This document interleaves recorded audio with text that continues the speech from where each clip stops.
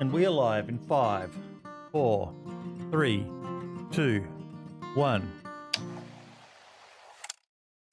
And welcome everybody to episode 143 of the DayZ Podcast. We are joined today by Falcon. How you doing, buddy? I'm doing great. Doing great. Hey, audio's all working fine, and they'll probably start trolling me in chat any second now, but everything appears to be running smoothly today, other than the fact that we have no Cobra, no Lemons, and no Archie. Cobra, there was a bit of a miscommunication. He thought we were moving to the new day, which I'll get to shortly, and I have not heard boo from Lemons or Archie, but a lot going on at the moment. But the main thing that we needed was our guest today, the one, the only, Mr. iRoadie, creator of the independent DayZ Event Calendar. How you doing, buddy? I'm doing fine. Thank you. Thank you for having me. Mate, it's an a honor pleasure to be here. It's a pleasure to get you on. I was quite stunned when I was in your Discord. And someone said to you, congratulations on making the DayZ Podcast. And I was like, really? That's actually a thing that people get excited about, being asked to come on this show with me? Okay, that's kind of flattering, but mate, of course we're going to get someone like you on, because like we were chatting before the show, you basically started something out of, you identified a need for it and you've done it, and you're not monetizing it, you're not anything like that, you're just doing something good to help people out in the community. So that's to be applauded, and something that we love shouting out on this show. Hey, Falcon? That's absolutely correct. Right on the money. So, well, before we get into why you started it, let's find out a little bit about you. So you gave us a bit of a bio there, iRoadie. Let's have a read. Hey, folks, my name is Roadie. The I is silent, just like me. I'm neither a streamer nor a YouTuber. According to my nickname, I'm the helping hand in the background, not the star on the stage. Give you an idea about my age, my first computer was a Commodore 64. And no, ladies and gentlemen from Australia, that's not a car, that's an actual computer. I play video games since decades. Coming from the Battlefield franchise, getting bored with run and gun and chasing player stats, I found DayZ in its early days and got hooked on it. Today, I have 4,000 plus hours on my DayZ mileage counter, participating in 2 different super exciting DayZ events as a non-streamer end of 2022. I wanted to know when's the next one. Finding the information was difficult, and the idea of an event calendar came up. I had no idea how to set up public calendars or a Discord server, but my motto is, done is better than perfect. 1 week later, 2nd of February 2023, the independent DayZ event calendar went public, and here we are. Mate, I love the motivation for it. I do, because we've even struggled with trying to keep track of it all here. We've got a couple of channels in the Discord, but sometimes we forget. Well, not sometimes. Most of the time, we forget to check them. It really does need someone dedicated managing it, and you've raised your hand. Do you regret it? No, not at all. I don't regret it, not at all. See, Because the thing is, you knew where I was coming from with that, because you're like, what do you mean regret it? You know that you've taken on a lot, haven't you? yeah, absolutely, absolutely. No, I think the feedback is so positive from the community, and it's just overwhelming. I just had the idea from my experience that it could be an interesting thing to do. And as you said already, I didn't have any idea about how to set up a Discord server, about how to handle Google calendars and such. And I said, okay, let's just do it. And step by step, you don't have to start with a big picture. Start at a certain point and then try to improve step by step. And I had a lot of help from the community, from the people popping in saying, wow, that's a great idea. I had the idea before, but it was too much distraction for me, or they had the huge picture in their mind. And my idea is I want to focus just on providing the simple facts and figures, means the calendar. And I can talk you through it later on, sharing the screen if you want me to, and Yeah, definitely, see what we have in the Discord. Yep. I can show you the functionality, and it's just focused on what people want to know. No distraction at all, and that's what I like, and that's what people appreciate. So I've just shared the your Twitter and your Discord links in both of the chats. But if you want to do that now, take us into your Discord, give us the bit of a fly around. Make sure you don't go into any of the not suitable for work channels. We're a respectable professional show here. But so far today we are, yes. Yeah, so far We are. I haven't even sworn yet. I don't think. Maybe I have. They come out of my mouth like they're nothing. Oh, you're good. You're good. My ears aren't burning yet, so. Yeah.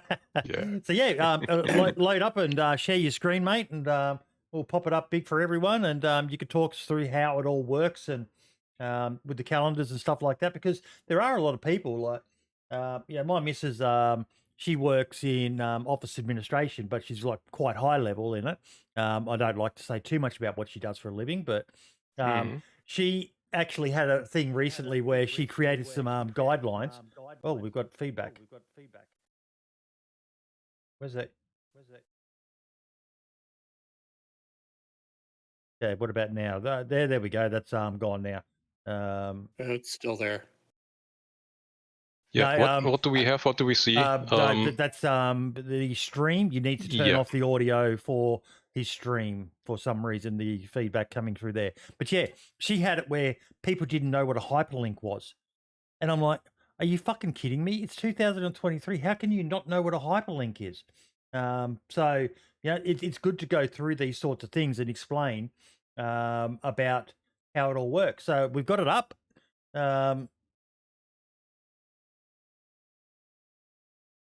Oh, no, that's too big. Let's just keep it at that. Chat, let us know how you're going. If you could see this well enough. Yeah. Okay, audio still fine? Yep. Yes. It was good. Okay. Let me take the chance to walk you through the Discord. So the main idea is we have the Discord as the platform for the communication, everything around the Google Calendar. And as you can see, we don't have that many channels. It's pretty much focused on the main reason why we have this. So the Google Calendar is the tool in the background, and this is where all the information is to find. Now, when it comes to calendars, and the audience is all over the world, and then we have once in a sudden the big challenge of the time zones.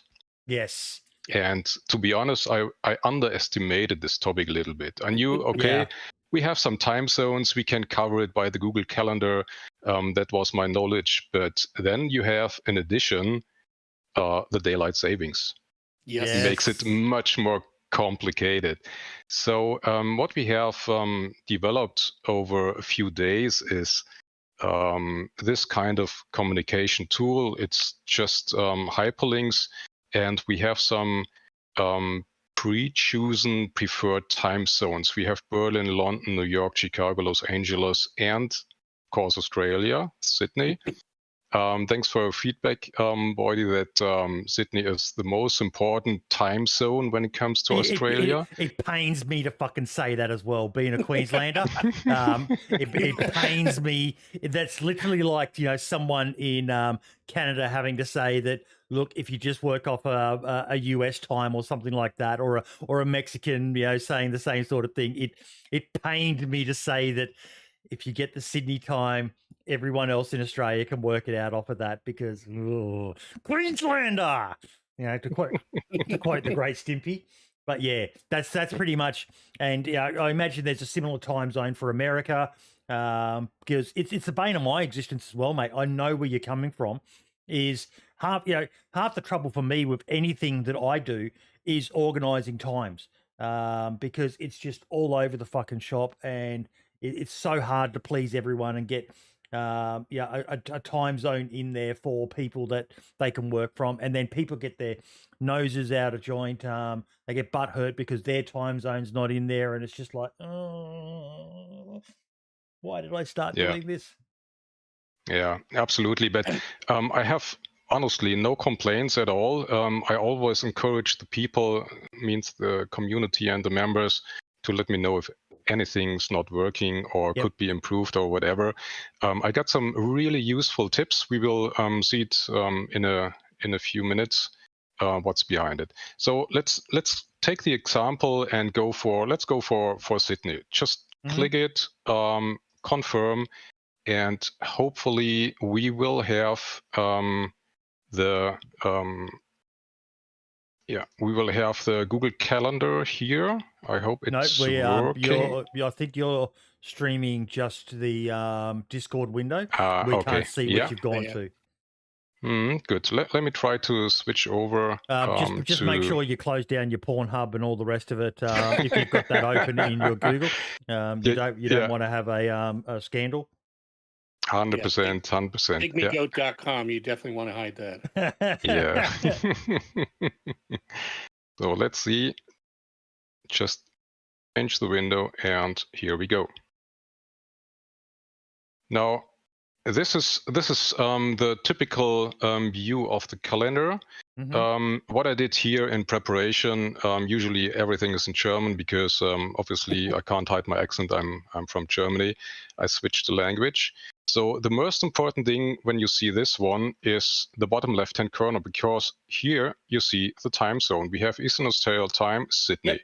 Yep. So this is preset due to the link. We clicked Australia, Sydney, and then preferably in the upper right-hand corner, switch to agenda. So we have overview of all those upcoming events. So starting on today, and the list is pretty long already. So down to July 17th.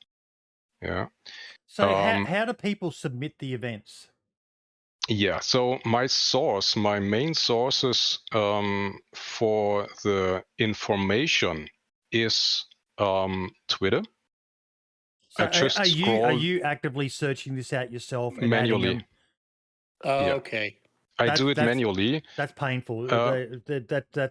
That's great that you're doing that, and I applaud you. And that's brilliant. But people need to be coming in and making it easier for you to find this sort of information, so you're not trawling through Twitter.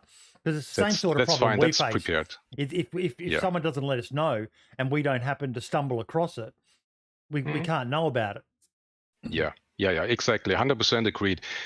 This was the starting point. Or let's say playing DayZ for a while, then finding out, oh, there's YouTube, we have videos, there are some tutorials, it improves my play style when it comes to crafting and such.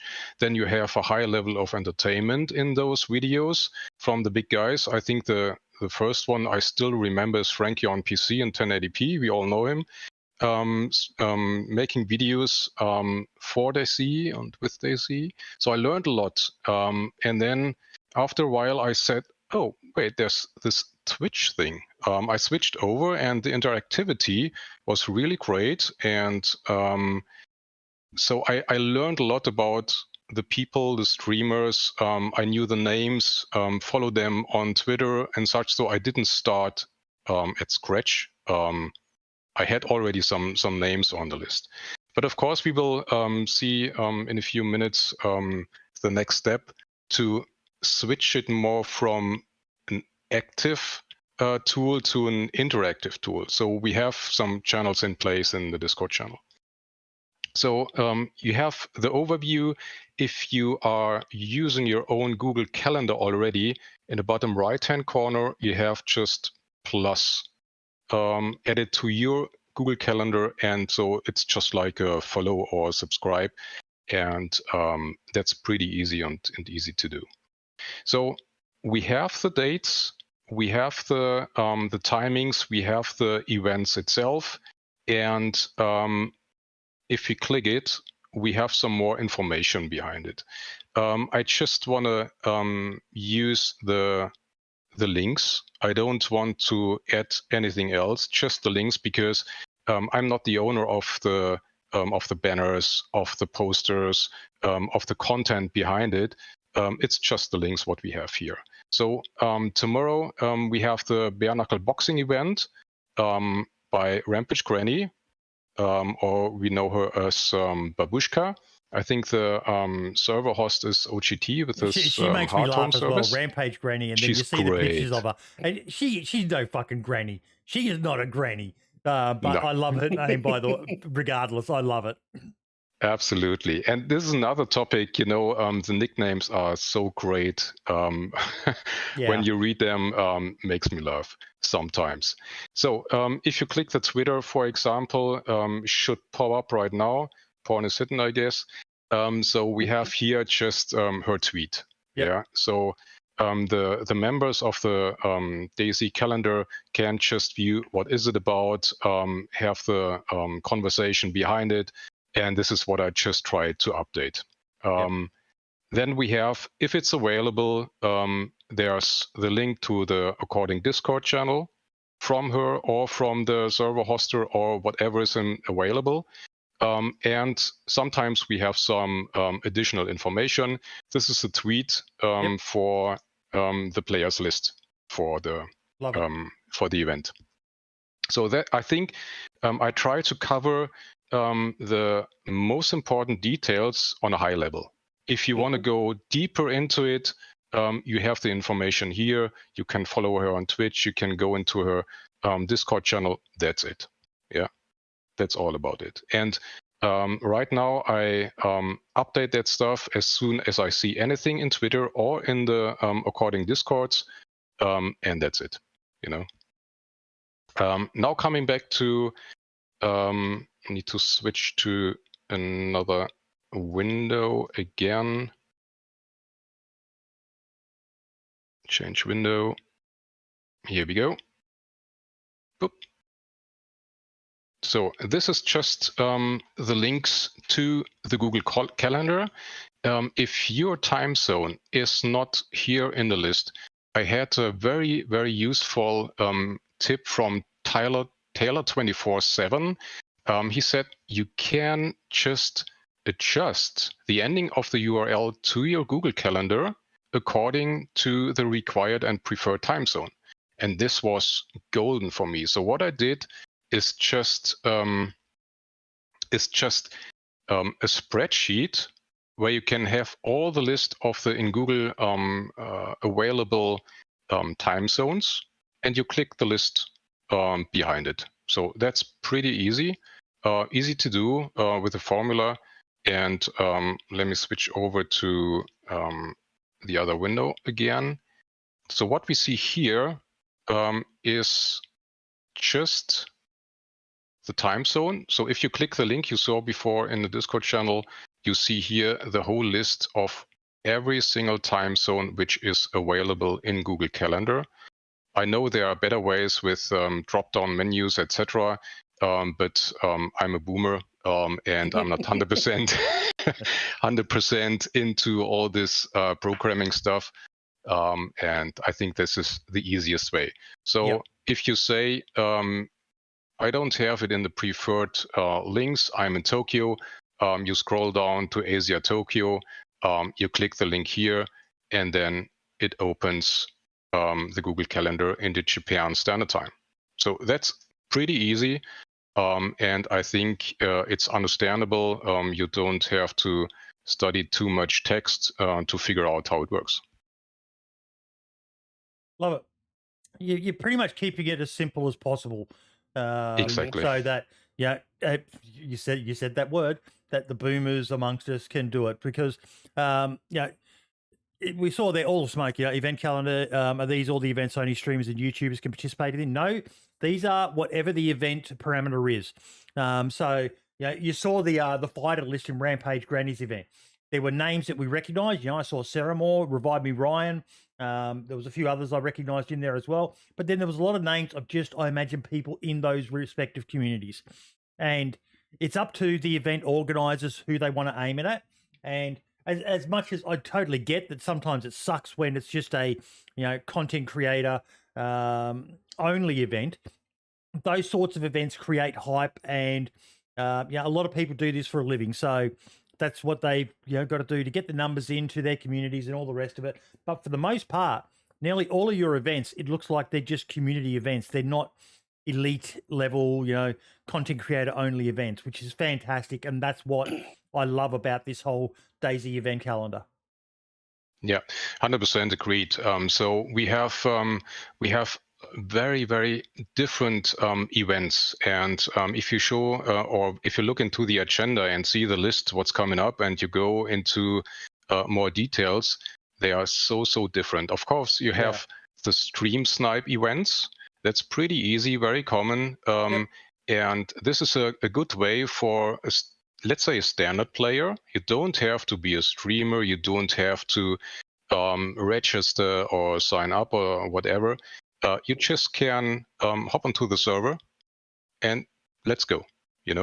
That's pretty easy. Then you have a wide range of various events where you just need to sign up. Sign up is required. We have a lot of events in this category. And then they have, let's say, it's flagship events. That's the huge ones from Ariana, from Happy Bombs, from all those guys with the wonderful and beautiful events. And there, I would say, I'm not 100% sure if there's a clear rule about it, but I think there are streamers preferred, because if you participate as a streamer, the reach of the event is, of course, much higher. The audience is much bigger, 100% understandable, and that's fine. So you don't have to be a streamer to participate in an event. That's the main message. And there are so many beautiful and great events out there. Just figure out what you like. Go and hop in. As a standard player before, my first event was from Zenny MJ Solo YOLO test event in December last year. That's really great. The name says it all. You're a solo player and you don't have any respawns. You just got one life. It was such a great experience, and I wanted to have more. The next event was organized by Chezark, and this was a great event as well. It was the first attack on Svarog on Livonia, and he had the great idea to bring streamers with community members together. So we had 8 teams with 8 team captains, and the captains been the streamers. And Jelly, beautiful streamer, always a big love, huge community, and they said, "Want to join?" I said, "That's great. Let's do it." And we had such a beautiful team with a great event. It was such a good experience, and this drove me into the events itself. And that's really nice, really nice. So the events which are coming up are really, really interesting. But you're 100% right. It takes me a little bit of time to crawl through Twitter, to crawl through all those Discord channels. So what we did in the beginning is just to create a channel. We have it here, and the people can just drop in their information regarding upcoming events. So the latest one was last night from Wheelsy. It's the Fresh Bones open server we have right now happening on the weekend. The one before, you can show some examples, is from Sauerkraut and his Gaming Cairn service. DayZ Taskmaster, episode number 4, 29th of April. We had Agent Red already happening, and many before. So this is a channel where the people can just drop me a line, and I pick it up and add it manually to the calendar. Then we have another channel, just promote your event. So this is where you can, as a event host or anything, promote your stuff. Yeah, and that's pretty much it. Then we had, I think it's been Thunderbird. It's been Thunderbird in very early days of the Discord, saying, "Oh look, there are follow channels. There are announcement channels where you can follow in the different Discords." Easy. Didn't know about it. Was really gold. I did it. And of course, the next logical step is to use it in our own Discord as well. Now, So the we have question the I have for amount. you is: are you going to break it up into? And this is where I've got my advice that I would give you, but I'm interested in your point of view on it. Are you going to break it up into consoles? PlayStation events, Xbox events, PC events, or just leave it all as one event channel? Yeah, I mean, generally, you could break it into the different platforms, PC, console. You could do the events in different categories, saying this is a stream snipe event, this is a non-PvP event, and whatever. Look, but my advice is don't keep it simple. Exactly. It'll become a nightmare for you to manage if you're doing 100%. All the entries. Falcon's, I can see the look at Falcon's face. It's like, yeah. Don't. Actually, what I was going to say was the easiest thing, since you've got Google Calendar as your engine behind there, is, as you've already done, leverage what it does for you. So you could use tagging or something like that and just go crazy, and then let the end users filter however they wanted to. And then you don't get trapped in that whole thing of creating separate calendars or structure and all that. You can just be freewheeling. Because it's a rabbit hole once you start going down. And I know there's going to be people who are going to say, but how am I meant to work out? Old school, mate. Just scroll through it and look. If you think you can do better, do it yourself. But I think this is great just the way it is, mate. Just keep it simple. Yeah. The other thing I like about it is, we saw the comment before about, is this just streamer only events or not? You'll get to see who are the content creators who truly are community focused, who are, and like, I'm going to be careful the way I word that. Nearly every content creator out there is community focused, because without a community, they don't have a channel. They don't have anything, they don't have anyone wanting to community.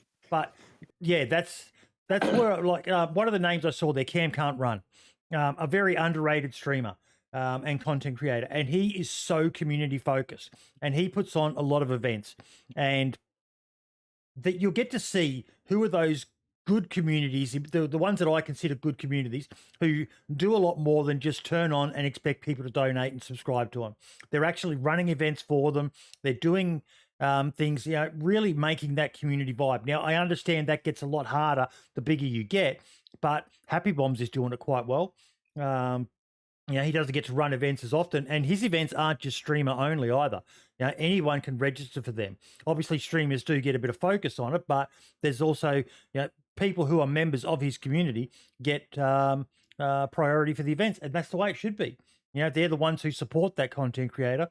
So it enables you as just viewer to see who are the people who are doing a lot with their community out there. And I again, that's an unintended bonus, I think, of this excellent little project of yours, mate.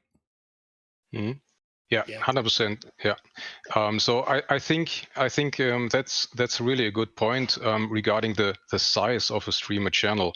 I love the big names, and I have to lift my head if this makes sense, because the multitasking, playing the game, interacting with the team in the game, interacting with the chat, reading the chat, replying to the guys, this is unbelievable. I couldn't imagine to do it at all. But I always prefer and can give advice, try the smaller channels. As you said, Cam Can't Run is a great example. The example I mentioned before, it's Jelly. She started streaming 1 year ago. She celebrated her first full year this week on Wednesday. And the community is great. And when I remember, she reached affiliate status on Twitch after 1 week of streaming. So it was really, really great. And she's so much love and so much positive energy.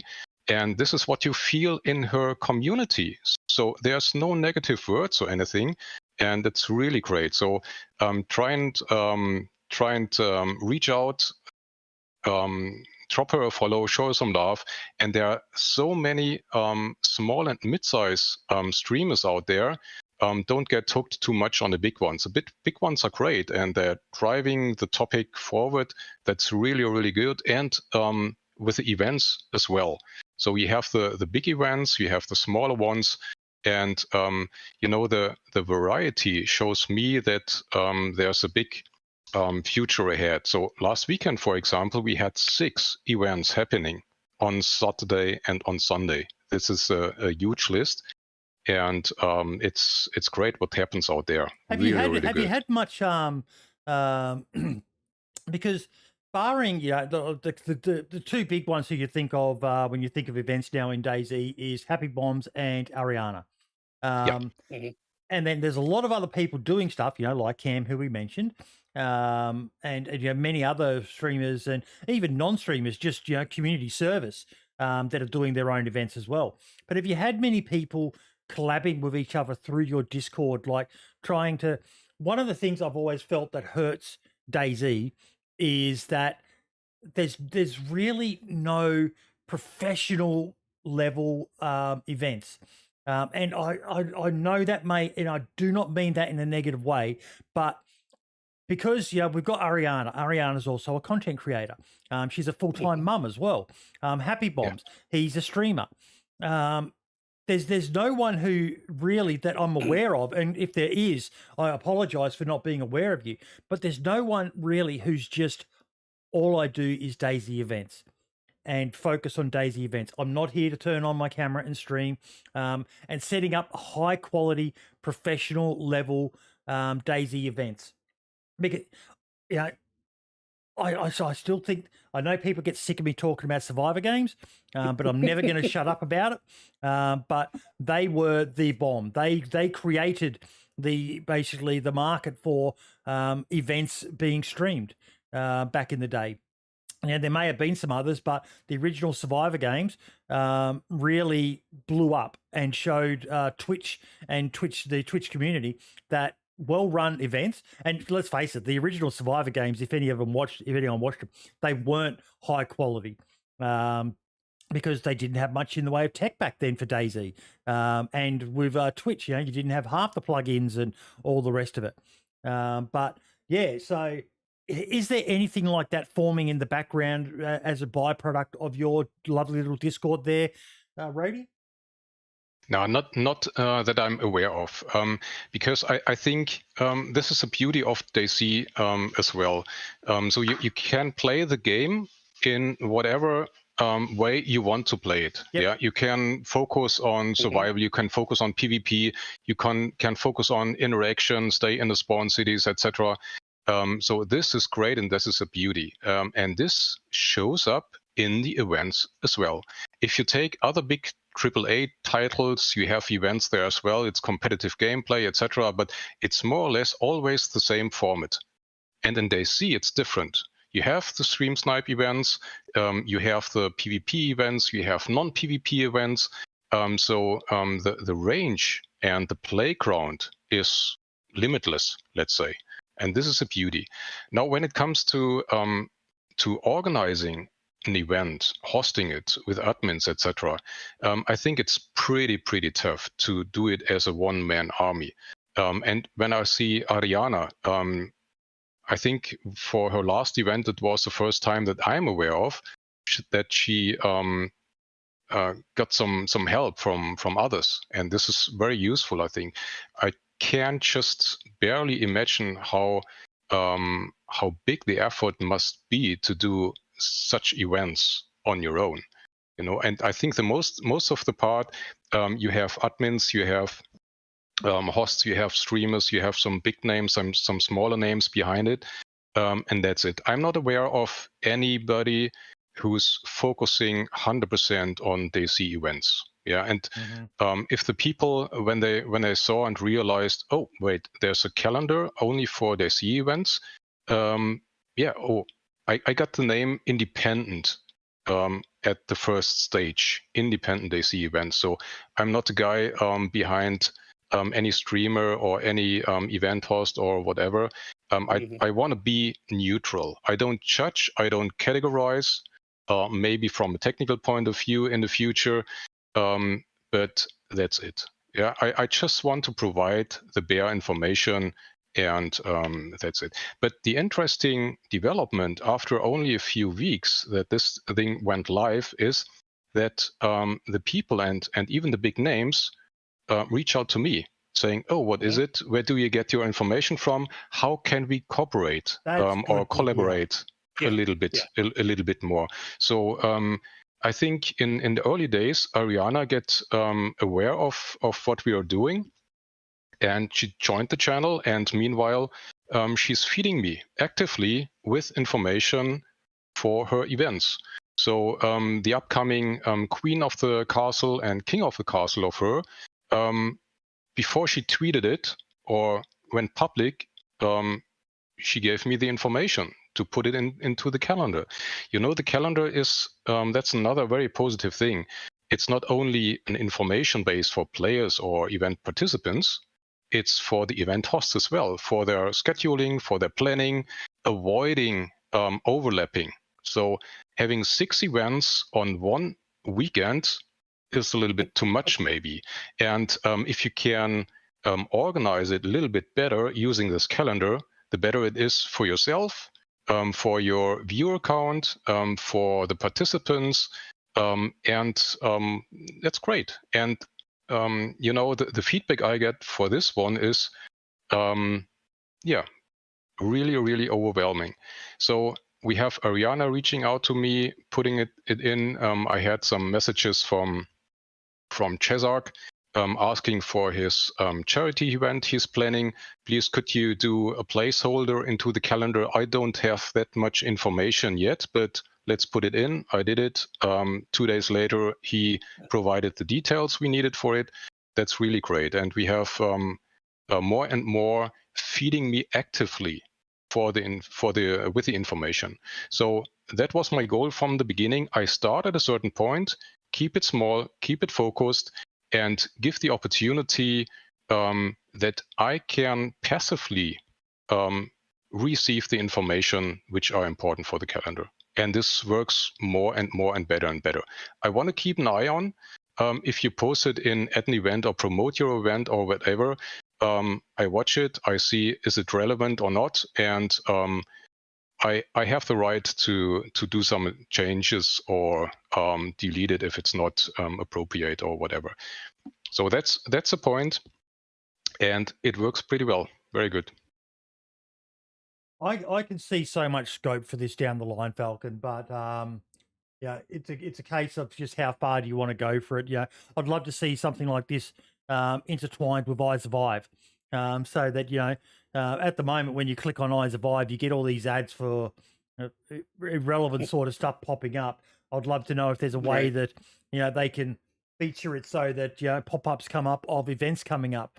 Because there's a lot of people using iSurvive who don't use Twitter, who don't use Discord and things like that, but they use iSurvive. So it'd be great if they reached out to you to work out a way to, you know, cross collab, because it all, you know, it's all a win for DayZ and for stuff like this. Because has there been much in the way of out-of-pocket costs for you associated with this, Roadie? No cost at all. That's a beauty. You buy the game, you play it, and you know all the modded servers. You don't have to pay for it. I don't pay for any priority queue or whatever. I want just to keep the costs for myself pretty low. And it's setting up a Discord server. It's free. You know, setting up Google Calendar, it's free. I don't have any costs. The only thing I did, I boosted my Discord server a little bit on level 2 to have a little bit to play around with graphics and such. It's not a big deal. So and I don't have the goal to earn money with it. So after having the idea, it came to my mind, why do I keep the information with the calendar for myself, just make it public and let the people benefit from it? Yep. And then I said, hey, wow, that's another benefit for me, is to give something back to the community. We have so many great talents out there, spending their free time for DayZ, for the community. If it's setting up servers, is it planning an event, if it's your podcast or other podcasts or whatever, you name it. And for me as a player, there's no cost for it, Yeah. So that's my part. I see it as my part to give something back to the community. No, I love it, mate. Yeah. We need Yeah. more stuff like this. It's just, well done, mate. You identified a shortfall in the community, and you've come up with a simple, easy to use, boomer friendly way to promote events out there for everyone.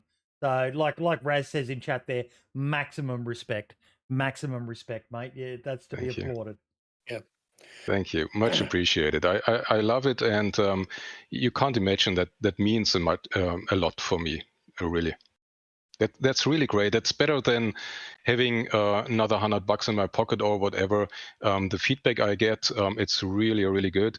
And honestly, coming back to the beginning, I'm the roadie. I'm not the star on the stage.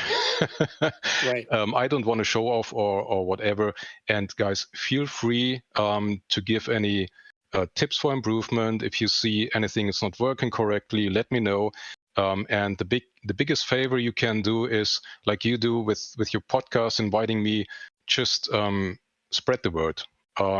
Share it with your communities, with your friends, that they can take benefit of this calendar as well. And the more members we get, the more people we have that can benefit from it. That's the point. Today, after I think 5 weeks, we have already roughly 150 members, and it's growing constantly. It's really nice, and I just love it. It's like you start a little fire, and it gets bigger and bigger. But for me, my personal goal is to keep it focused on the topic and be, let's say, a little bit of a center when it comes to scheduling or providing the information for the DayZ events. Love it. Absolutely sure. love it. You got any questions for him, Falcon? I was going to say there was a couple of things that I'm sure you've thought of, but I thought I'd throw out there just as a technologist, some easy level ups. That is such a boomer way to describe someone who, as a technologist. I'm a technologist. I am an all-around technologist. I'm an ITAR. Well, so what I was going to say was a couple of fairly simple Discord bots. So one would be one to ingest the events that people submit, and then with some kind of approval process that you could go through, just to avoid, kind of prioritizing your time to just the making the decisions rather than the copy paste. And the other one would be a simple Discord bot to publish on your announcements channel or on an announcements channel when an event is coming up, so that it's just triggered by the calendar, and then it says, hey, in 15 minutes, this event is starting. And that way people could sub to that channel. And Perfect. That's a great idea. I will think about it. Thanks a lot, Falcon. That's really great. So what I did in the last 2 weekends. So today I just posted, just as a quick reminder to everyone in the Discord channel, hey, it's weekend started. We have 3 events coming up. We have the fresh ones. We have the boxing event, and another one for this week is from I forget it already. It's too many in my mind. Right. Do me a favor, guys, out there. Go to the calendar, look what's upcoming, and this is. The feedback for this, as a quick reminder, right when the weekend starts, is really good. People love it, but right now I do it manually. And I started at a certain point, and I said, let's see what's the volume, what I can handle. If we have 20 events a weekend, that's a different story. If we have 2, 3, or 6 events, I can do a Right. lot of manual work, and that's it.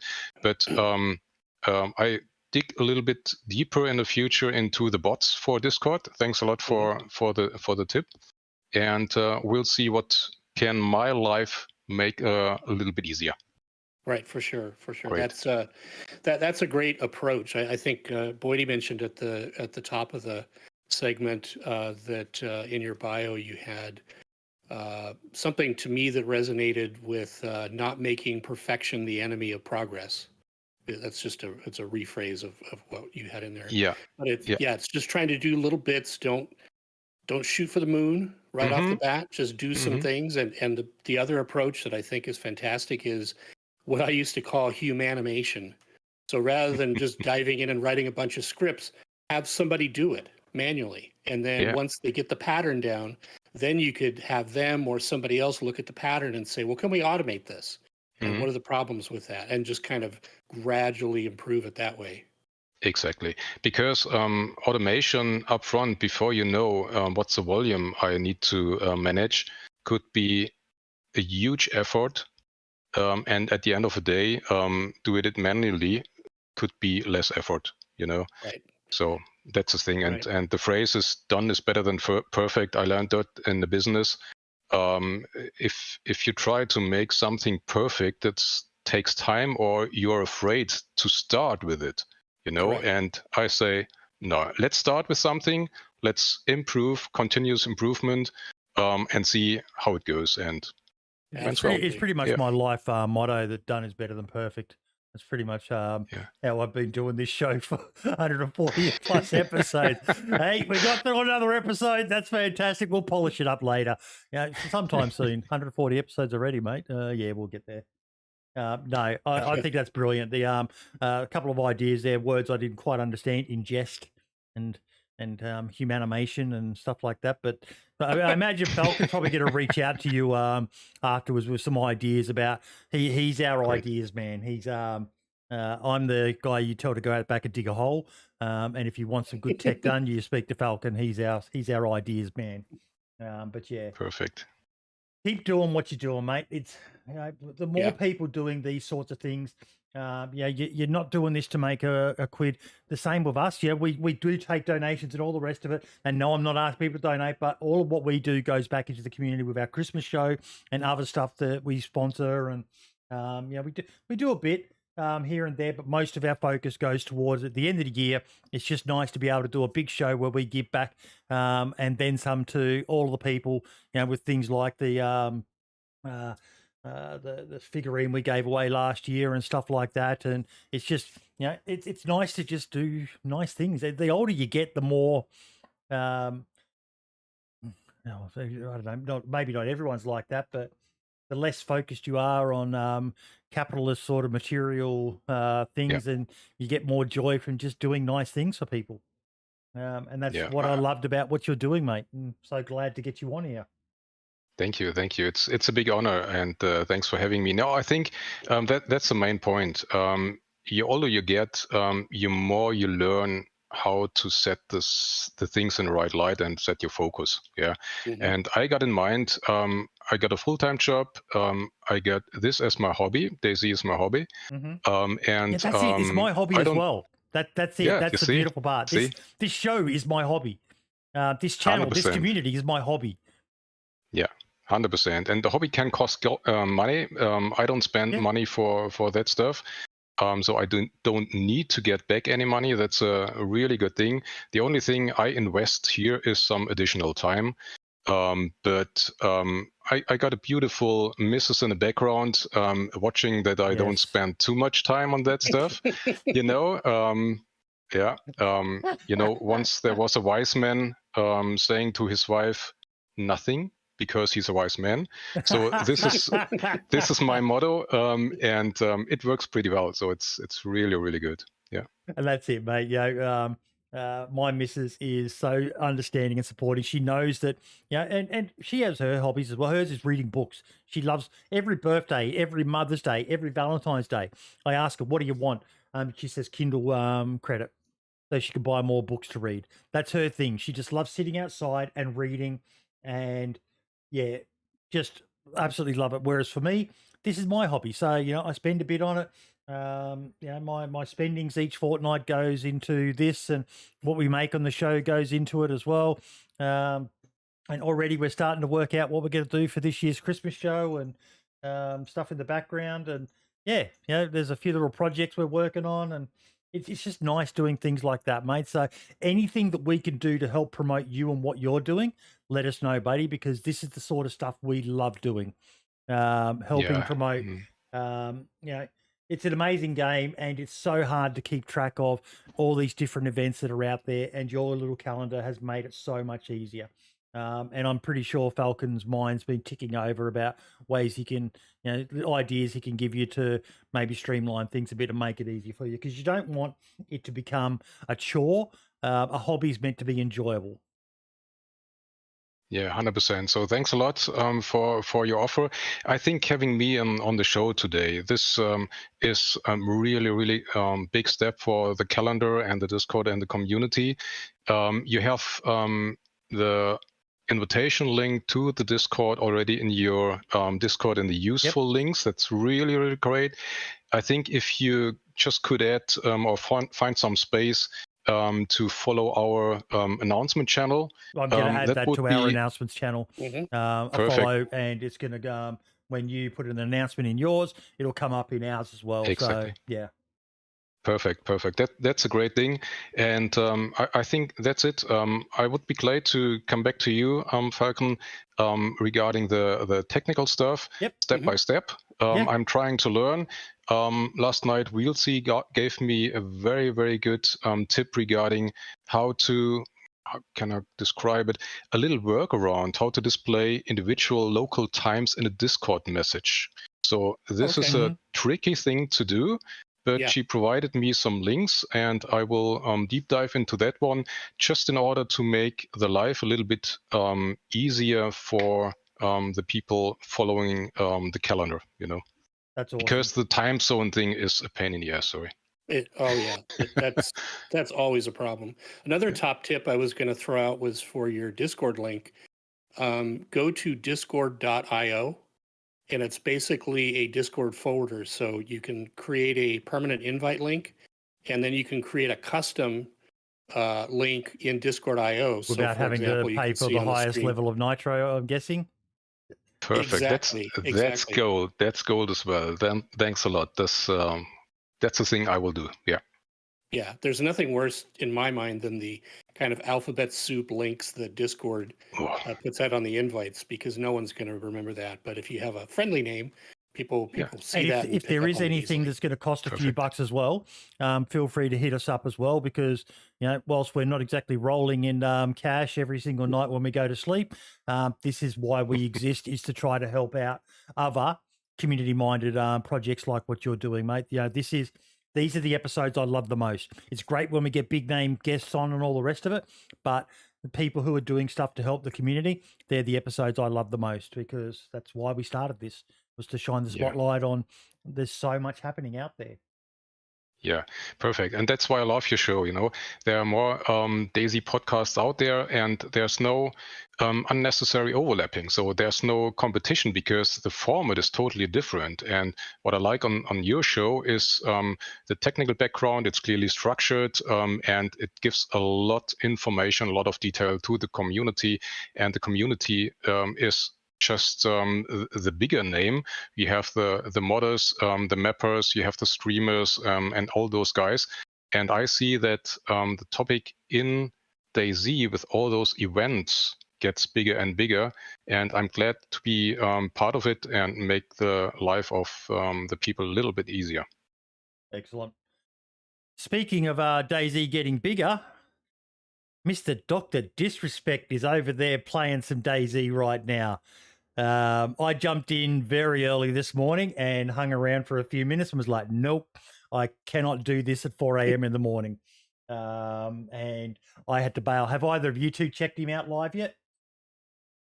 I have not, but I'm probably going to later on. Is he still going? Just looking now. Basic topic. Because I'm not subscribed to him. He's not really my gotcha. my style Not your- of. No, he's bailed already. Wow. He's. I didn't think you could do a DayZ, a live DayZ gameplay stream, and have it run under like 6 hours. It seems like normally when you play a long time. He's playing. Did we get some eyes on this? PUBG. Gotta be a Is it? sniper in here somewhere. Yeah, he's playing PUBG. Oh, So he okay. didn't last long playing DayZ at all, which is kind of sad. I had a bit of a chat on. So the boys over there at Hey You Video Game shared that he was playing, and Michael, one of our regulars in here, was talking about it. DayZ for the first time ever. Now he tried it the other day, and he had something come up about he had a ban, a global ban, which was Dab shared that, which was kind of, I thought that was a bit funny. Yeah, one of the biggest names in content creators, and he goes to play DayZ and he's got a global ban from BattleEye. It was like, whoopsie. Okay, what's that all about?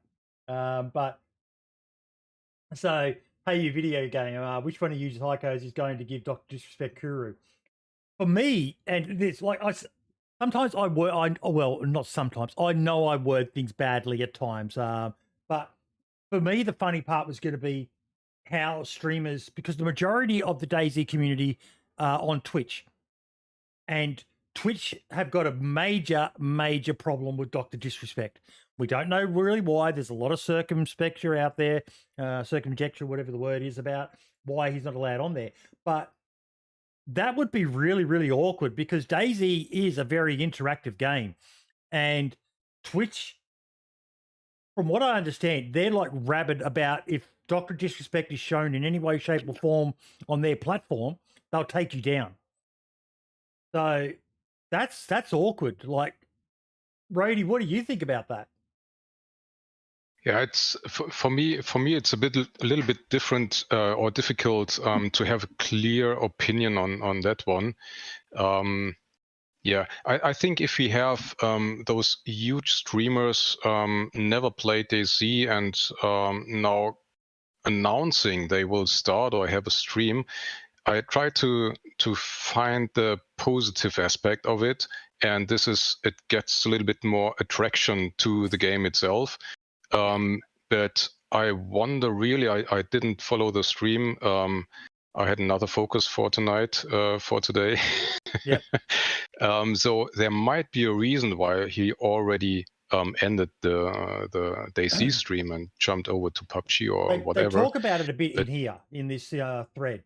Oh yeah. In that the thing that blew my mind, Falcon, was he genuinely seemed to know absolutely nothing about how to play DayZ, which kind of surprised me, because DayZ is one of those games that if you've been a long time gamer, and the sort of games he's played, PUBG, it stems from DayZ.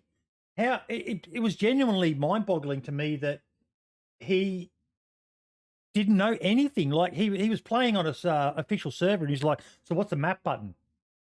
And it was like, "What?" And then I put a comment in there, Falcon. Chat was the most annoying part, to be honest. I watched for 5 minutes, and between him not knowing a thing about DayZ and chat with some of the stupidest advice and all paid donos, nope, I'm out. Best of luck, Doc. Great seeing him try DayZ, but man, I don't need that at 4 a.m. Because some of the people in the comments, and like he had it on members only, which I understand when you've got 20,000+ people watching you, you need to refine the chat, and a lot of people just want to go in there and spam racist and sexist and homophobic and all this other bullshit. But the advice he was getting was, even Hey You Video Game, the servers they were suggesting made me gag. Someone in chat before said, we need to give him advice on a server. I don't know why he didn't just go play Day One. They're generally the best run servers when you are a content creator, Falcon. Yeah.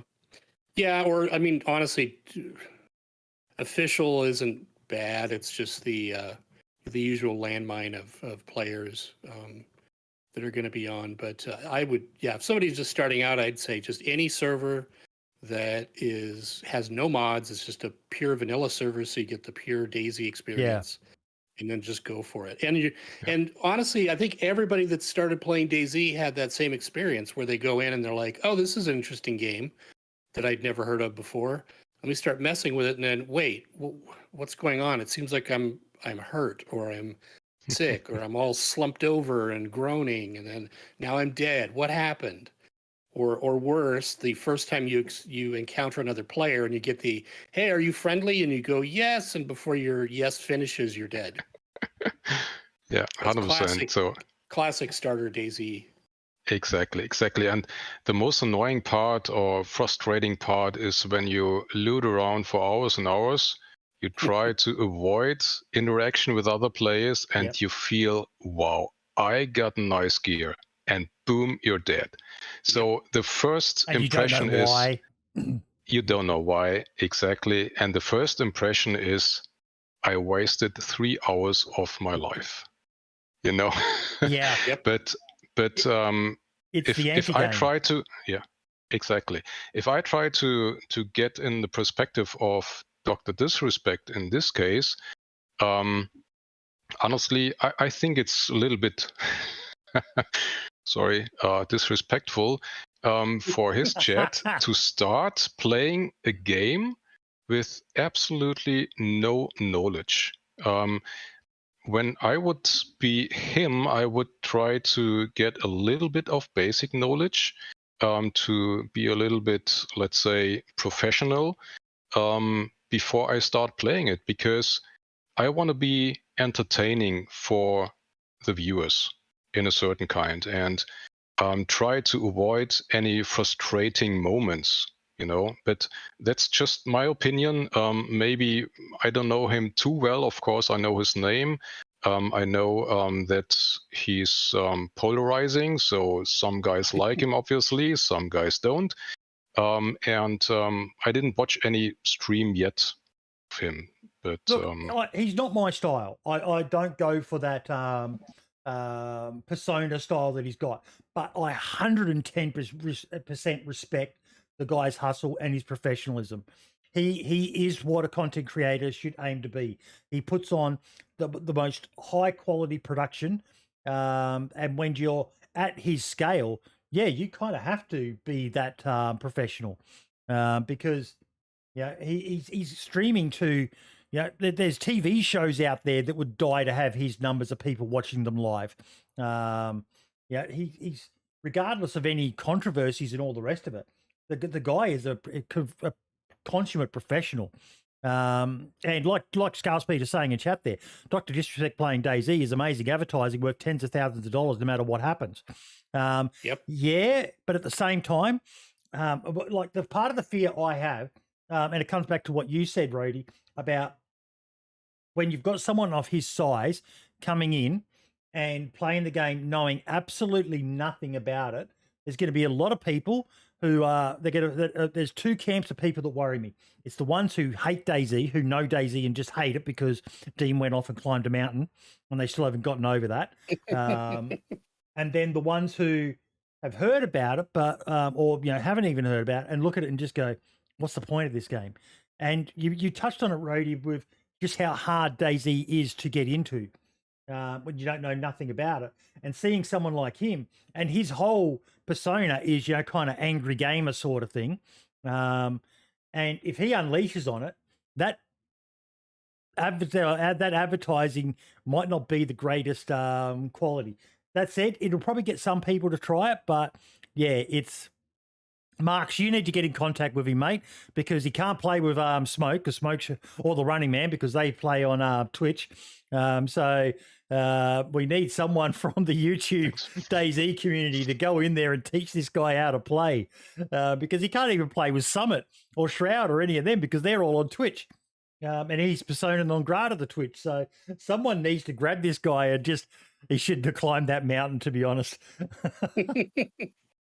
I don't know what mountain did he I know when I was watching at one point there, he was on the coast and he just started running inland and he hadn't even found any food, and I was like, that's not going to end well. He's going to die of starvation, and that's going to be a frustrating death when you don't understand the game, which kind of ties me into, have you guys been watching Viva La Dirt League?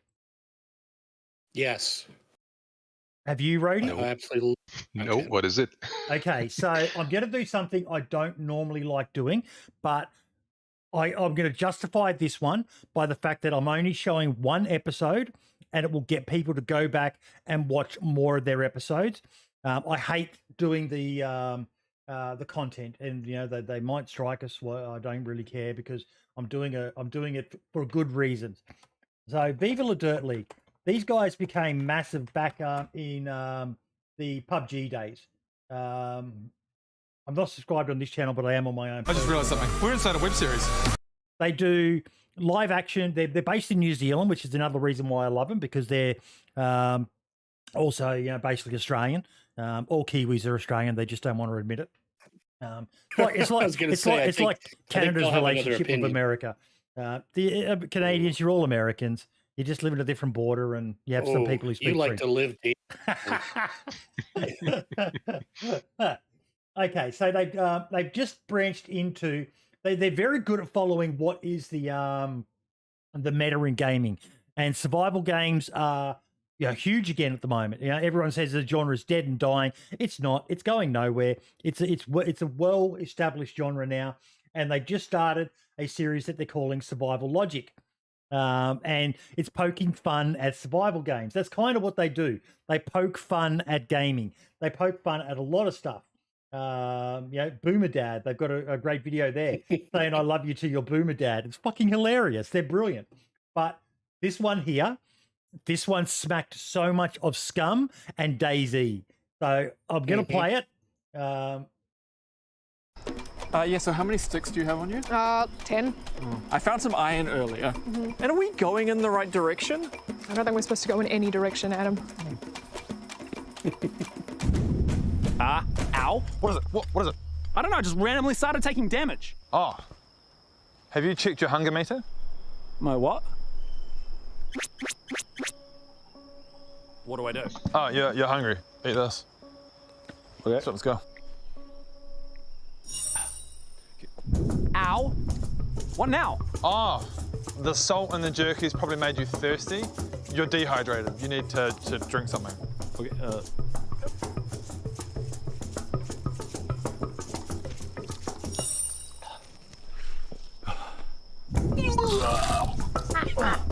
Oh, God. Ah, shit. Britt. Yeah? Can you come here, please? What's up? You understand about the meters, eh? Oh, yeah, I think so. Can you help Alan? This pissed me off. Okay, let's see what we've got. Oh, okay, so your intestinal fortitude meter's at 2%, which is not good, because it's taking your sanity meter down, and that's taking your stamina meter down with it. Oh, your temperature meter is too high, probably because your infection resistance meter is too low. And you've got a severe vitamin B deficiency. And you were sick, so you're hungry and you're thirsty again. Oh, wow, that's like a lot of meters to keep track of. No one said staying alive was easy. Well, no, actually staying alive is a lot easier than this. How is this fun? You'll be fine. Here. Chew on this. What is it? Ginger. It'll settle your stomach. Look, I'm gonna level with you, Alan. You're not gonna make it without some major lifestyle changes. I think we need to get you on a basic meal plan. We need to get your macros under control. So your fats, your carbs, your proteins. You need to be topping these up at least every few minutes. The same goes with your water. You need to boil it though, but don't drink it if it's too hot, because then you'll scald yourself and you'll need antiseptics. If you can cure your wounds and get your nutrition under control, your sanity meter will rise and your stamina meter will follow suit. But you need to be keeping an eye on all of this, all of the time. Keep an eye on it. Are you getting all of this? Maybe? Is this a game to you, Alan? I mean, yeah. This is your life we're talking about. I mean, yeah, I know it's my life, but I wanted to... Do you want to survive? Yeah. It doesn't feel like it. I do. I need to hear you say it. No, I do. I want to survive. You can do better than that. I want to survive. Say it again. I want to survive. Louder. I want to survive. Come on. I want to survive. Like you mean it. I want to survive. Louder. I want to survive. Yes. Eat this. Oh my God. Oh, that's so much better. Welcome to the new you. Yeah. You know what? I think I can do this. Of course you can. Of course I can. Yeah, you know, I'm not just going to survive. I am going to thrive. Watch out, well, there's a new job. Oh yeah, watch out for zombies. There's zombies in this game.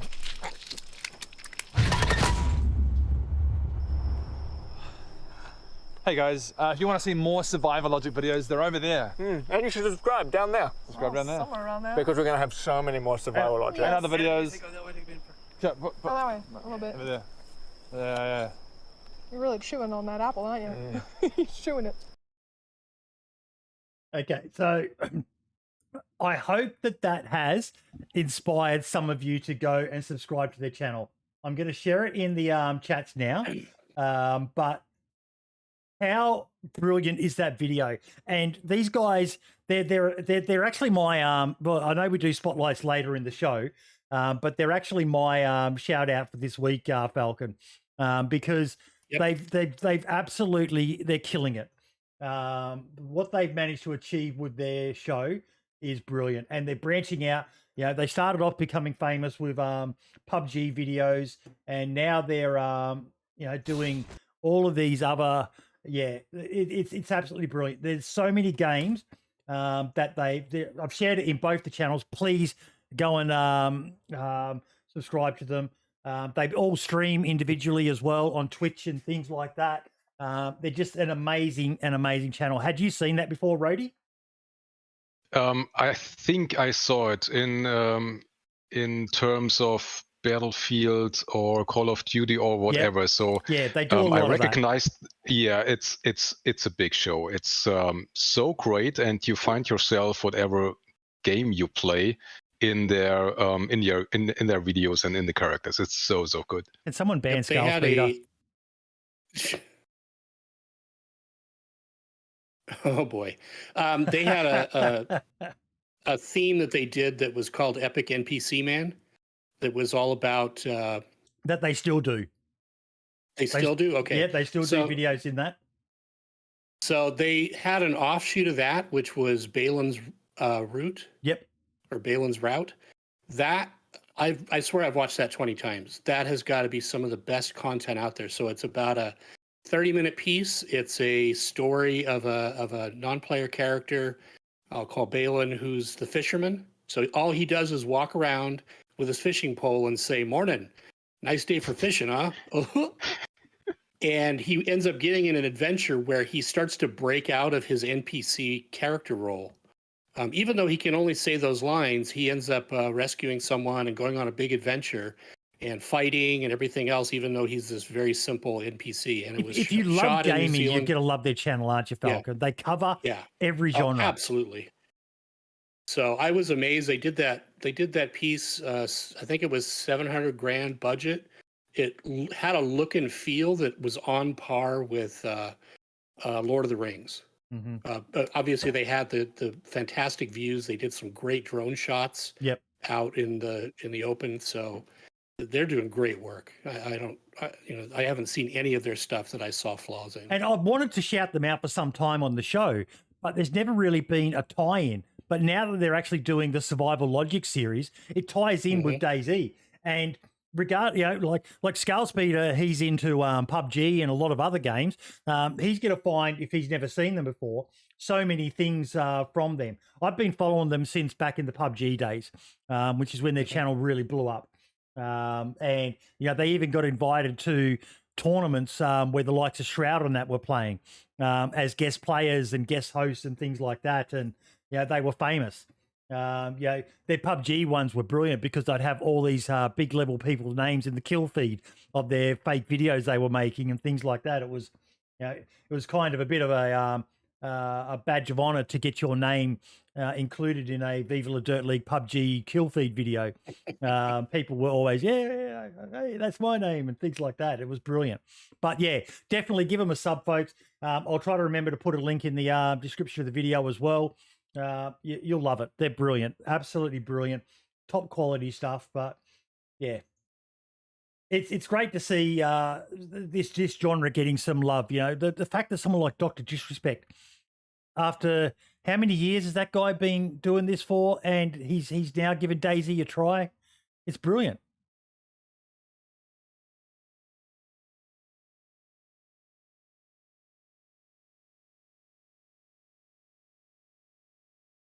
Absolutely brilliant. Can you guys still hear me? Yeah. Oh, okay, there we go. Yep. I thought we died out then. But yeah. Now, Mark shared something on Twitter that I wanted to get into with the good old shotgun.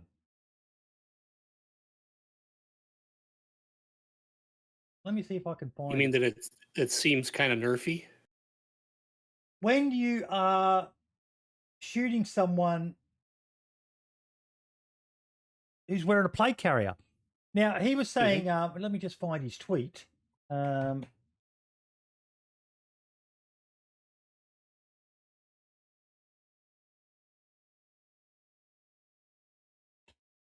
Easier if I just click on the link that I've got in the Discord. Weedy. Boomer.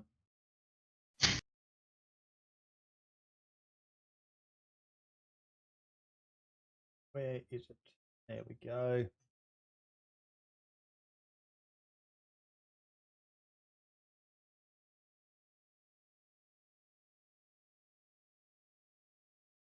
So DayZ really need to buff shotguns. They are arse against someone with a plate carrier. And someone said, to be fair, buckshot probably won't go through the plates, because that's the first thing I thought was, a shotgun at fairly close range, even IRL, if someone's wearing a plate carrier and it hits them, it's not going to be that bad. But Mark then replied, I know, but even slugs do nothing. Now, if you've got a basic understanding of how shotguns work, especially slugs, you hit someone, even if they're wearing a plate carrier, with a 12-gauge slug, it's not going to be good for them. It's really going to knock them on their ass. I think the question of penetration through the plate carrier, I think, is an open one, because I'm not sure the muzzle velocity of the slug. It's not going to get through a plate carrier, provided the plate carrier is in good condition. But it's going to destroy that plate carrier. Like, it's going to probably shatter the plate.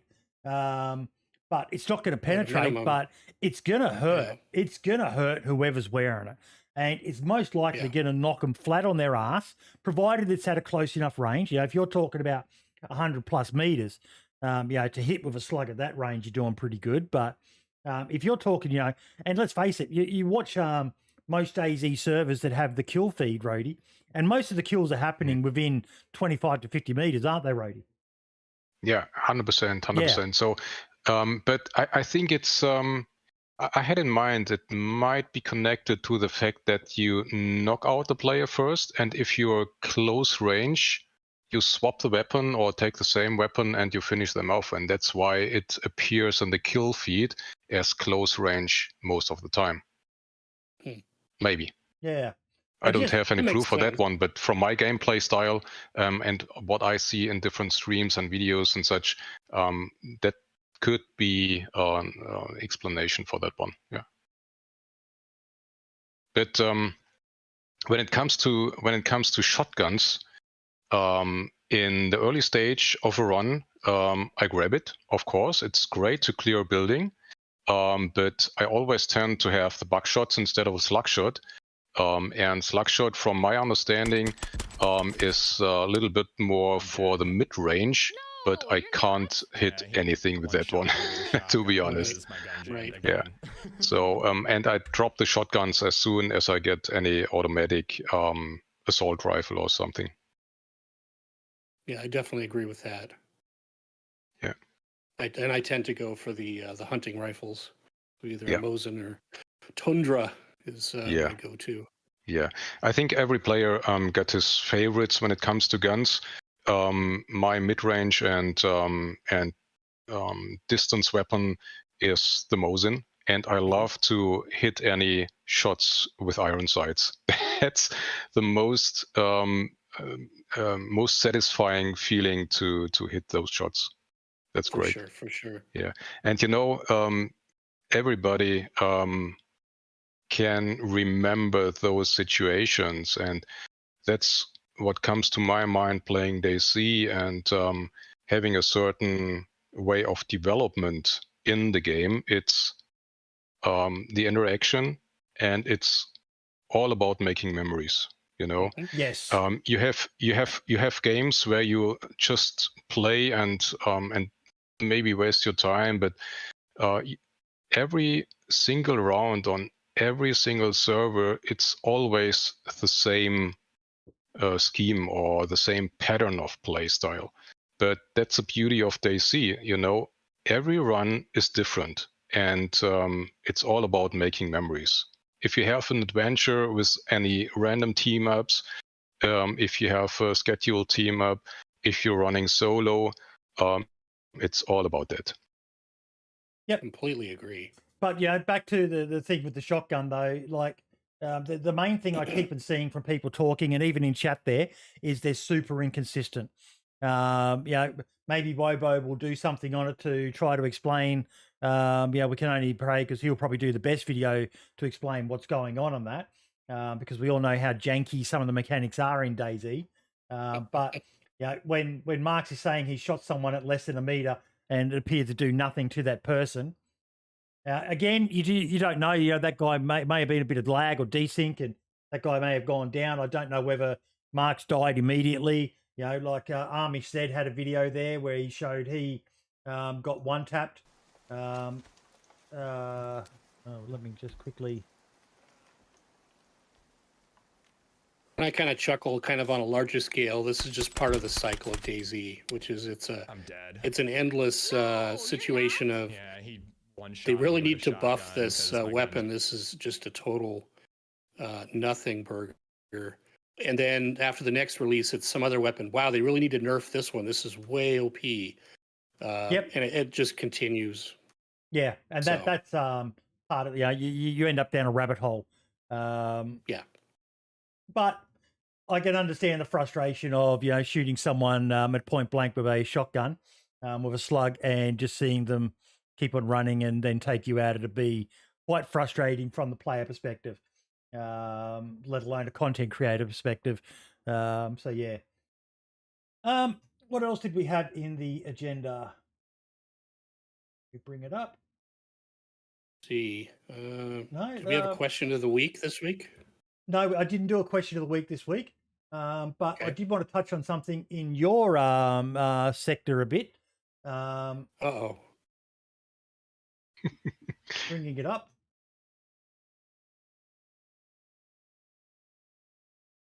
Stay in your lane.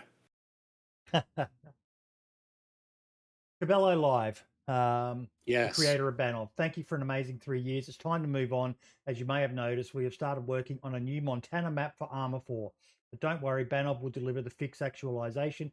Here's a little video to thank you all. I'm not going to play it. Please go check him out yourself. I'll share his Twitter thread in chats.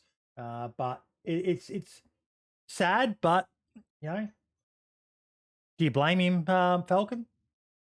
No, not at all. And in fact, after the last big update to Banov, I had a suspicion that that's where this was going to go, because it really felt like, here's a bunch of things that are getting added that are really helping to complete the story of Banov. And so it felt like a natural kind of ending place for, it sounds like there's going to be continued support, but no new features, no new map additions. So, and that's a fantastic map. I think he's done a great job on it. I'm looking forward to my favorite server. I plug them, and no, I do not make any money from them, but I plug them every episode. DayZ Down Under. They're currently doing Deer Isle, which I'm absolutely in love with, and I can't wait for them to go back to Banov because it's been a while since I sunk my teeth into Banov, and I know a lot has changed. What's your favorite map, Roadie? Oh, it depends. So generally, Generous is, of course, the original map. But Livonia brought me back to DayZ when I had a little time off. Mm-hmm. So I still love this map, but I don't play it that much anymore. It's more about the memories I made, Yeah. As a lone wolf, crawling through the south, avoiding any players. It's been the early days of my DayZ career very small and in brackets. But nowadays, I love to explore new maps. It was great when Deer Isle was launched, it was really nice to have some cool adventures, to get out of the spawn areas and to figure out all the secrets. Same with Iztec, with the underground areas, well made. Big shout out to Sarge. So he made a really, really nice map. And regarding the size, it depends on the mood. If you want to go to explore, you have some maps. If you want to go to PvP, you have some maps, and it depends on the server as well. So for me, after Chernarus and Livonia, I fell in love with Namalsk from day one. Namalsk was such a great map to explore with the lore in the background, figuring out how comes everything together. And I'm not a armor player, so I don't have the historical background about let's say the history of Namalsk before. It was coming up for me all from scratch, and had some really, really great adventures on that one. And of course, with all the updates coming along the road, the final stage of I made it to Lantia. Yeah, okay, I get stuck, no way back until somebody pushed the button. But it's a really great feeling to be there. So Namalsk, great things to offer. And if you're a little bit more into survival and crafting, for me, Namalsk was really great with the cold dynamics, with the mechanics of frozen food and that stuff. So brought a wider range of play styles to me. But I can't name all those maps. I think it's good with some, let's say, visual mods as well. Right now, a lot of maps turn into jungles. If it's matching or not. Yeah, right. So this is the thing. I love to have some variation, to see new things, but you don't have to adopt every single new thing which comes up. So same with Spring Namalsk. I love the idea. I love to figure it out. And it brings a lot of attention and attraction, and content creators jump on that topic. But we'll see how long it will last, this little trend. Yeah. So no really favorite map for me. So many good maps out there, but I love it when they are a pleasure for our eyes as well. Yes, Right, you know, for sure. that's part of I touched on something, and DayZ was in chat, and that's one of the things I've loved about the custom maps that are being made, is they're really showing what's capable, what's possible, even with the antiquated tools that people have to make maps for DayZ. You know, some of these other maps, like some of the custom locations in Deer Isle that I'm finding, are just blowing my mind with how immersive it is. I'm genuinely loving just, I've got a vehicle. We've got Red Falcon's boats mod on the server, but I'm just enjoying running around everywhere, swimming between the islands and finding all these different locations that I haven't known about, and working out the lore. Yeah, it's just, console needs something though. They really do. We're blessed on PC. Console really needs something. And there's some great work being done by the likes of Lemons and so on, but they're very limited in what they can do. They need, you know. That said, that brings me on to something. Shit. I saw it and I forgot to add it, but someone, and I hope someone in chat knows what I'm talking about here. But someone who I follow on Twitter found a Namalsk Easter egg in the Armor 4 engine map, or something. They said that the Namalsk was in a image in the background, which, who knows, maybe Namalsk is going to come to Armor 4. I think it's a teaser. That's what I think. But to be an official? Sure. Slight little homage, perhaps. That's risky though. They generally don't do stuff like that in the game for non-official stuff. Can anyone, does anyone know the tweet I'm talking about? I should have fucking captured it at the time, and I'm annoyed at myself that I didn't. But yeah, I saw it, and yeah, sure enough, in the background was an image of the Namolsk Island. And it was like, Maybe things that make it will you be go, coming to. Yeah, like why are they redoing the Northwest Airfield? Why did they choose that? Is there a reason? Is there something coming to DayZ that they need to modify the Northwest Airfield? Don't know. You know, they love to tease these things out. They do, and generally, you know, it's a bit of that old roadie that think about with movies. You know, if they're going to include something in there, they're generally including it for a reason. You know, this isn't like a Dance of Jesus shit in a bucket on Livonia sort of Easter egg that's just there for funny. When it's something, you know, the size of the Northwest Airfield being reworked, there's got to be a reason why they're choosing to do that when there's so many other locations that could be done, or you know, and you know, then for Armour 4 to include Namolsk, which is an unofficial mod, yes, it's made by the head of the DayZ dev team, but they've never really done anything like that I'm aware of. Yeah, 100%. So that came on my mind talking about this topic. I'm not too much into Armour 4 and what's going on in the background and all those Easter eggs. I love the Easter eggs. I love to find them in the game and to see some puzzles. And sometimes I got the feeling that the developers and the software companies and the gaming companies and publishers play a little bit with the community in a positive way. Gives them some ideas what could be and to start some rumors. And as you said, Falcon, to tease it. Yeah, to get some attention to it. And I love it how it works. It's really great. And why not having Namalsk in an official Bohemia Interactive game? Because, as you said, Boydie, 100% correct, the maker of Namalsk, Samrek, is meanwhile on the payroll of Bohemia Interactive. So who knows what's in the background? And I like the idea of having proven successful maps as a basic for a new game or a further developed game. You don't have to start at scratch. If you have something in your pocket and you have access to it, why not bring it further and transform it to the new platform?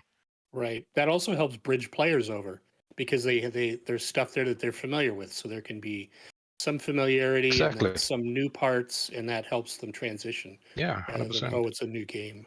Yeah. Oh, it's a new game I have to learn. Oh, no. Yeah. I'm trying to find it, but I cannot find this tweet. And I'm really frustrated that I didn't save it at the time. Okay, boomer. Yeah. It literally is an okay boomer moment. But yeah, and it was a screenshot that showed a map like in the background as just a inactive part of the furniture, and it showed Namolsk. It was like, wow! Could you imagine how good that would look? But yeah, I'm blown away by it. Okay, so let's move on to the modding spotlight. Malcolm, what do you got for us? Okay, I was going to split this up a little bit. So first, I wanted to continue the conversation that we had last week and in previous shows, talking about what we talked about earlier, the jungle mod, JD's jungle for Chernarus. And it's a fantastic looking mod. And it's one of those things, since we had the whole Eden debacle with the Eden map, there was a lot of interest in a jungle type map. Unfortunately, that went away, but this mod has come out and it looks really good. And then also I had mentioned that I had just discovered the Vela map that had been out for a while, that they're still calling work in progress, but in my opinion, it's really close to done. It's got a lot of great stuff for a small island map. Well, I just spun up that map and added the jungle mod to it, and it went in seamlessly. It looks absolutely fantastic. So it was great to see that one of these kind of environmental mods that was really intended for Cherno really dovetails nicely in with some of these other island maps to give you that tropical island feel. All I had to do was go mess with the temperatures a little bit, and now I've got a great little tropical island map. So it's exciting things like that that are really helping to boost the immersion of the gameplay.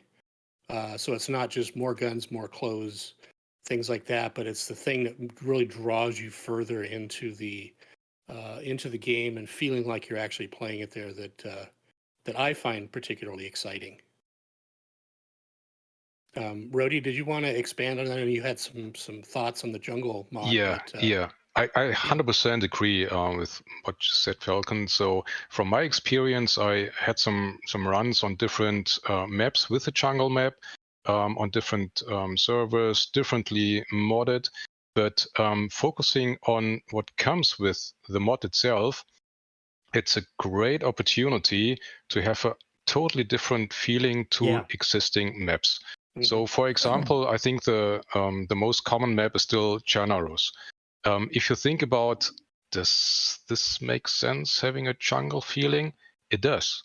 Definitely it does, because you don't see repeating patterns from the different kinds of trees. Right. It's seamless, yeah. You have the jungle sounds when you enter the forest. That's great. And the play style will be totally different. You know, if you saw all those winter maps and comparing it on Chernaros, a lot of foliage went away. You are much more visible. It's more sniper style gameplay. And now we have the opposite with coming with the jungle mod. Yeah, so you can hide perfectly in those foliage in the trees. It's much more close combat. I expect a lot of surprise moments. Yeah. Yes. So that's really awesome.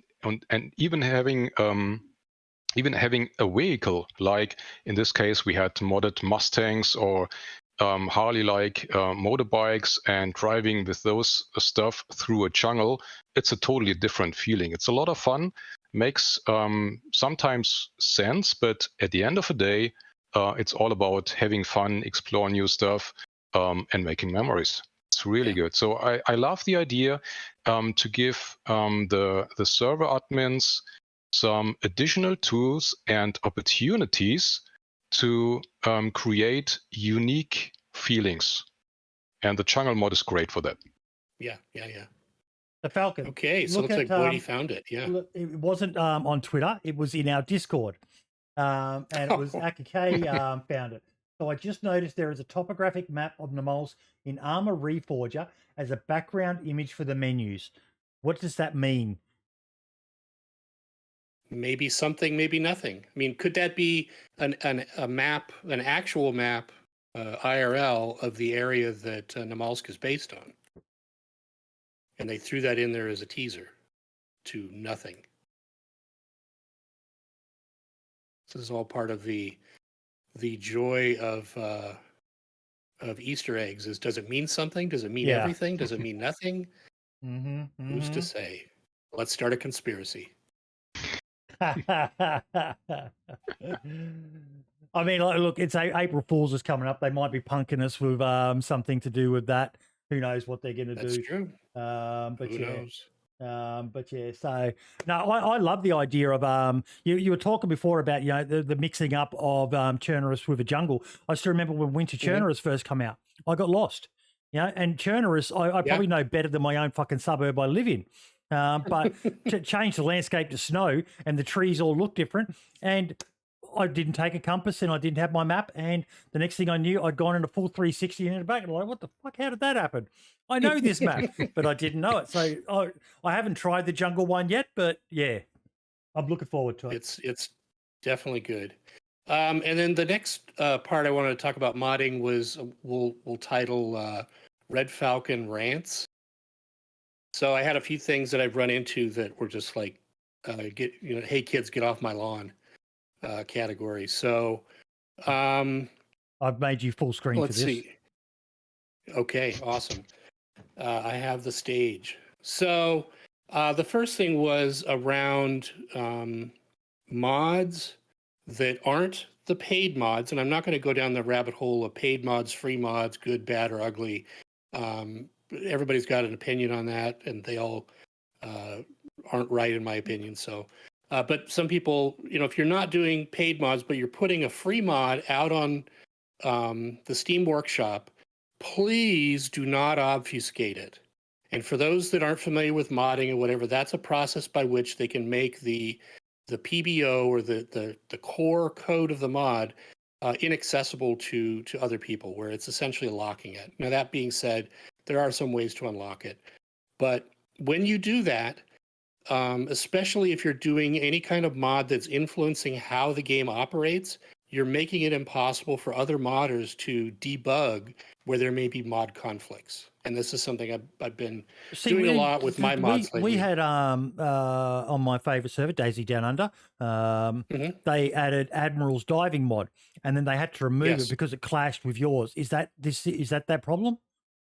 It is. Now that one that's actually one. It's funny you brought it up. That's one I'm actively working on. I'm almost to the root cause. Because I actually have a dive boat that I want to put in and have the mods work together. But that's one where Admiral did not obfuscate his stuff. He did not hide it. And so I was able to go in and look at his code, put a bunch of debug in my code, and then work step by step to figure out where the conflict is. Yep. And that was with bigger mods, you have to do that. You have to deal. People say, hey, it doesn't work on my server. So I like to help out. So I usually go in and try to figure out where the conflict is. But I think Zyson will be pretty happy to hear that, because Zyson's usually in here listening and watching. So that's a good reason why they shouldn't obfuscate. So you could go in, because those two mods go hand in hand, a dive mod and your boats mod. And absolutely. So so that's one piece. And then look, not throwing shade. Not throwing shade. What's a big mod that's obfuscated that has caused issues in the past? Well, there's, I don't know that there's been any big mods that have. It's been these smaller ones, like anything that's a car fix, where they're trying to do things with cars and they're actively overwriting DayZ code. Any custom vehicles, especially like mine, where I'm doing a bunch of, really custom things, or expansion vehicles where they're doing a bunch of custom things, the mods are going to conflict. And I've seen some of these type of fixes, or where they're modifying the basic functionality of how DayZ works, be obfuscated, and then there's no way I can go and see what they're screwing around with to either make a compatibility mod or modify my mod to kind of deal with what they're doing. So that's kind of one piece, was please don't obfuscate. And I know people are trying to be protective of their scripts or whatever. It's all coming from DayZ anyway. So just, let's all play nice together in the pool. And then let's see. The one other thing, this is kind of more on the player or the beginning server admin side. So it seems like lately there's been a kind of a surge of new server owners or new server admins. And that seems to kind of ebb and flow with time. But people come in, they've been playing, they're like, hey, I want to spin up my own server. They go out to their, whatever their go-to hosting server, Nitrado or GTX or one of the many other hosting services, and spend, 25 quid and get a server going. But they don't do a lot of research up front of how to run a DayZ server. And so it's like, how do you set up the trader, or how do I deal? I hear types is important. Things are despawning. And for some reason, there's been a lot of those new admins showing up because they want to put in like helicopters or boats, and showing up on my Discord with basic adminning questions. Hey, I put your helis on my server, but they don't spawn anywhere. How do I do that? And so for those people in that situation, if anybody's watching now or in the future, there are some great resources out there. Our good friend Scale Speeder has done just a whole encyclopedia of tutorial videos and including backup content on GitHub with example files and stuff. But please go take a look at his content or any others that you find. Just trying to understand the basics of how to run your server. It will make your experience as a DayZ server admin much more fulfilling if you don't get stuck in, I've spent 3 days trying to figure out why everything's despawning. Oh, it turns out your XML has a problem and it's DayZ isn't recognizing any of your settings. So there's a lot of those basic tips that if you learn those up front, it's going to make your experience much, much better.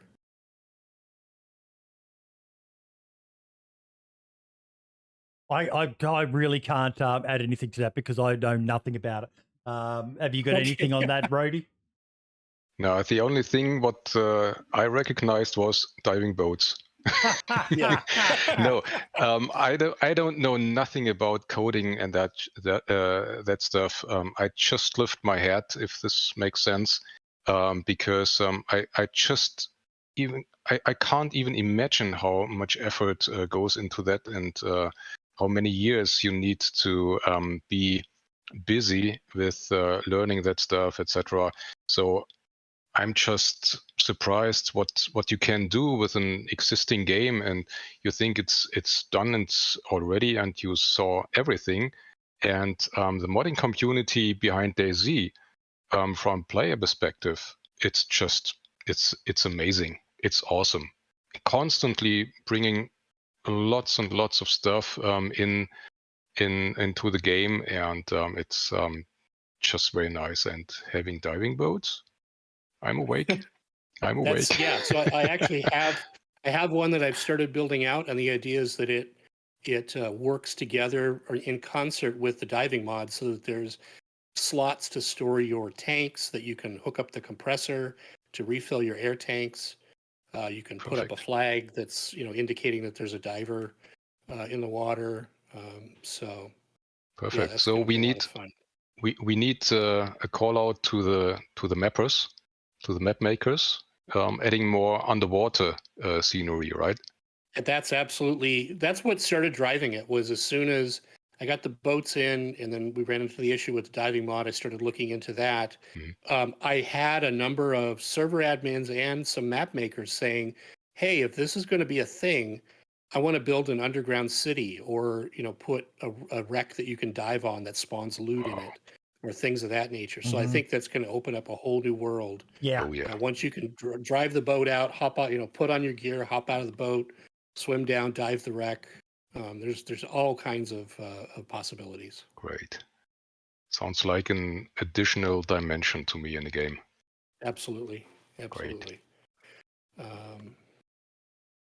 Okay, so that was what I had that I wanted to cover this week in the mod section. Mm-hmm.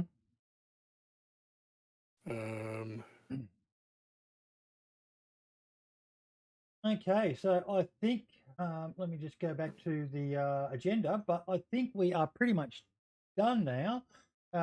We didn't have Archie with a server spotlight, and with no Cobra, we don't have a content creator spotlight.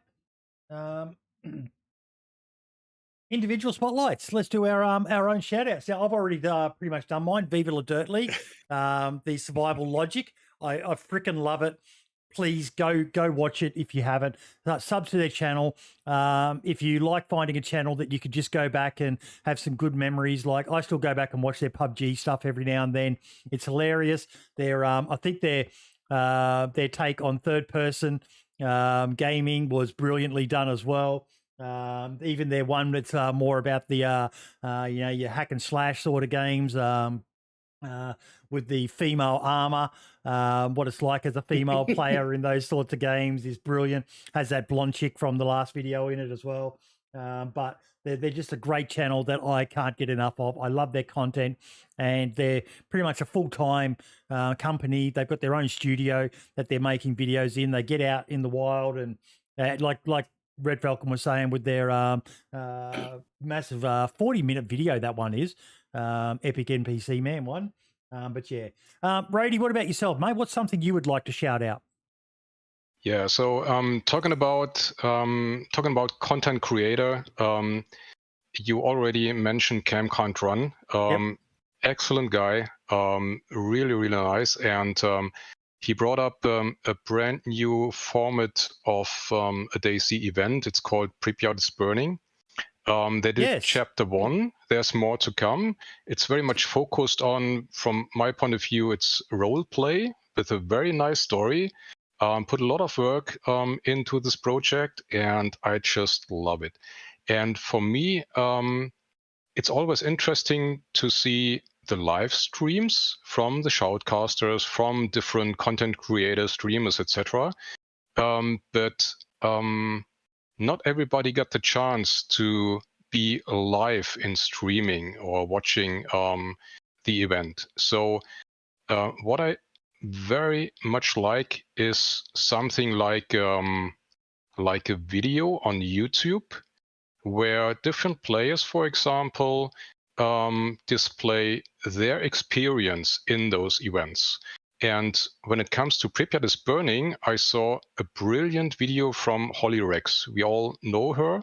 Yep. And Holly Rex is this awesome. was, for me, a perfect trailer video as well for the upcoming chapter 2 of Pripyat is Burning. Because if you read it, if you read the rules or a little bit of a story behind it, for me, sometimes it's pretty hard to get a picture of what is it about. And those videos are great to get an idea about the events. And most of the time, Pripyat is Burning is a perfect example of it's just the beginning of the storyline. Go watch Holly Rex and her YouTube video. I can, if I'm allowed, I could post the link here in the description, in the chat. So this is one shout out for me today, and I think about how can we improve the topic of videos, media, etc. in the DayZ Event Calendar Discord. Maybe just a media channel where everybody can post his point of view from the event, from the shoutcasters or whatever. This could be interesting, but as I said, I don't want to have too much distraction in the Discord, but this could be worth and see how it develops. Yeah. So this regarding content creator. I don't want to cover other guys' job regarding servers or whatever, but I mentioned already the hard home servers.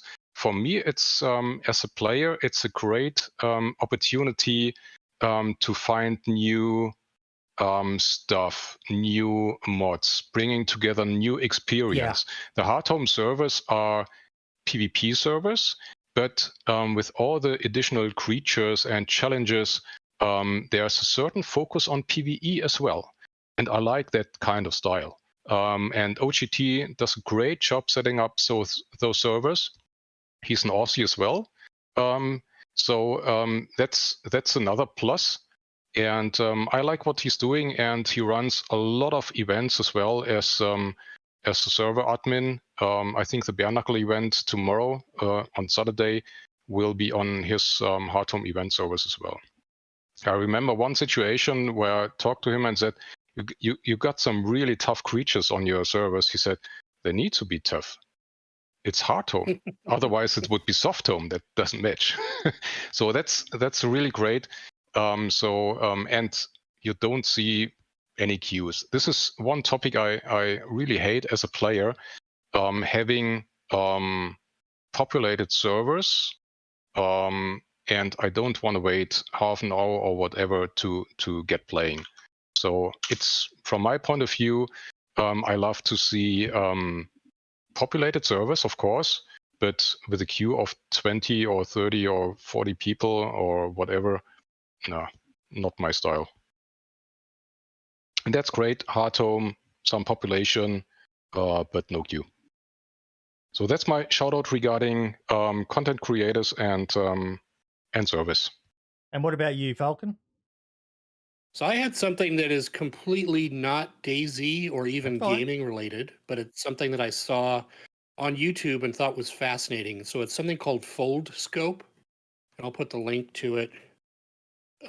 This is actually a paper microscope. So you can acquire them for, I think it's less than $1, and it's a little origami type thin cardboard scope that has a little glass bead as it's magnifying, and you use your smartphone as a light source, and you can actually see pretty detailed stuff. So it's great for education and getting kids into science, especially in areas that may not be what we'll call first world countries. So areas that they can't afford to have a $5,000 or $10,000 microscope in the school that kids can look at. You can get these things, and kids can go out into the wild and look at things up close and personal.